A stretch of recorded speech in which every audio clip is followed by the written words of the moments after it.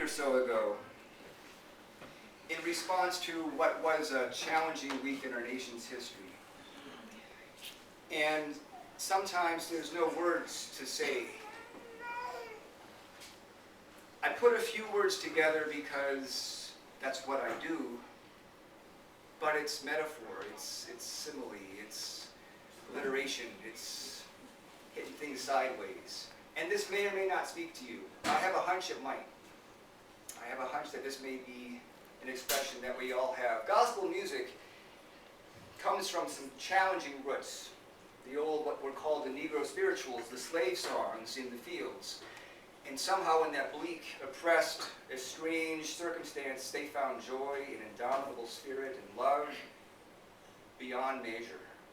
And we are blessed to inherit that through blues music and through funk music and rock and roll and gospel. And what gospel music does, I think, is it weds the reality that there's brokenness, there's glory, there's despair, and there's delight, all in the same moment. And I think unlike many kinds of genres, it really does it well. So with that in mind, I share these words, perhaps emphasizing some of the lament that we might feel.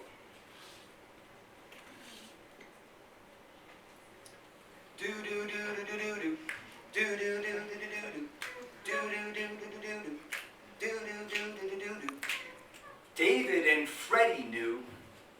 They knew about the pressure that comes down on me and you. And through their song, we were blessed with a pop witness to the terror of knowing what this world's all about. It honored the good friends who screamed, "Let me out!" That witness is oh so needed. In an age when thousands follow the vapid, overly positive tweets and twitters of radiant yogis and yoginis and the syrupy feel-good platitudes of shiny, happy televangelists, we need some down-to-earth, tell it like it is reality. It's heresy to some and many seem allergic, but the truth is, sometimes life sucks. Amen. A lot. Millions of us try to relieve our pressured stresses and to shed ourselves from the too sweet saccharine cotton candy of trite and hollow niceties of follow your bliss, manifest your highest self, attract goodness to your life, namaste, or he's with God now. God needed him in heaven. That happened because it was God's will. By doing yoga as exercise, by doing asana as a workout, or by jogging and running with earbuds in and without communing with the world. Utterly missing from our escapist practices are the yamas and the niyamas, the do's and the don'ts, recognizing that there is right and wrong. There's no trace of lament, there's no slave songs, there's no full gospel recognition that I woke up this morning and I heard a disturbing sound. There's no admission that things aren't as they could and should be.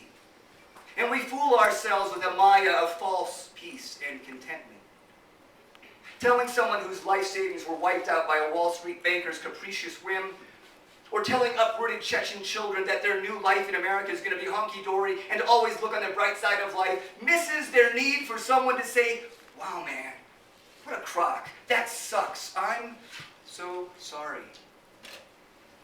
If you pack a pressure cooker with explosives, and then surround them with ball bearings and nails, and if those explosives are placed in that pressure cooker at the same air pressure as the rest of the room, and if you seal that cooker and lock down the vent, and if you detonate that explosive with a charge that increases the pressure beyond the limits of its container, you'll have created an improvised explosive device with a 600-foot kill zone. But we're all IEDs. We're ticking time bombs, and we're lethal sons of bitches.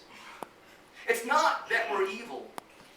The NRA rightly says that guns should be available to law-abiding citizens, and that criminals already get guns without background checks. And we're all law-abiding citizens, except for those days when we break the law.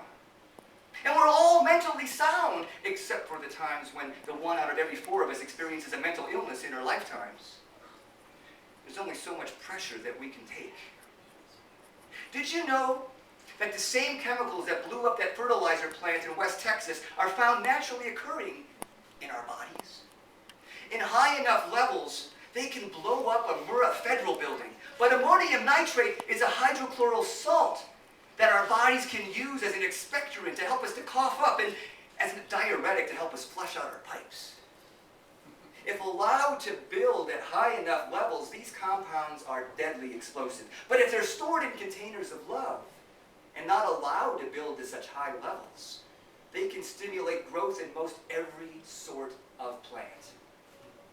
But our stainless steel skins aren't always so loving. Our vents get clogged, and we can come to loathe ourselves, to hate our blemishes, to see only our faults, and to see ourselves only as ugly. And when we do, we project that ugly self-hatred onto others. And instead of simply breathing through it, and without coughing out our putrid phlegm, we overdo it. Instead of the occasional glass of Merlot for medicinal purposes, we drink whiskey till we puke and our livers fail.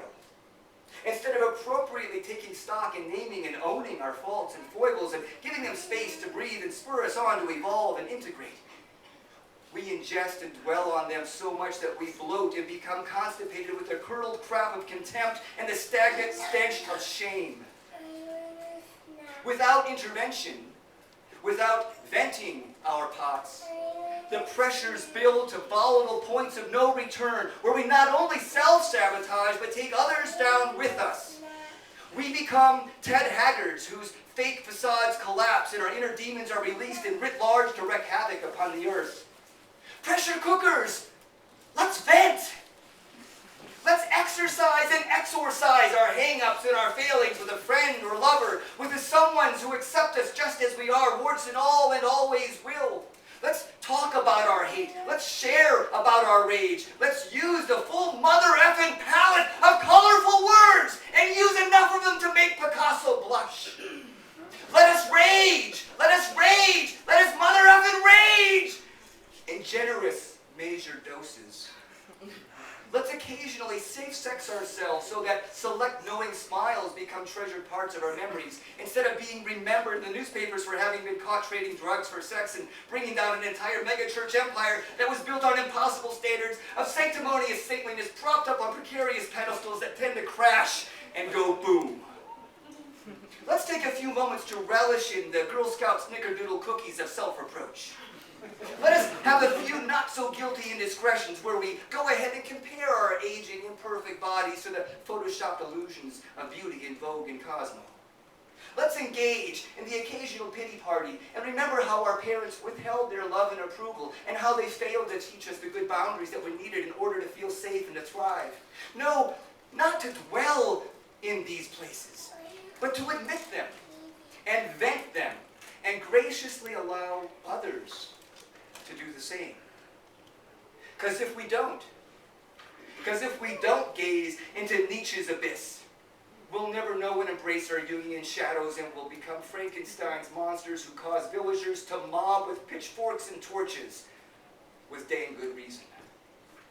Vent, cookers. Vent.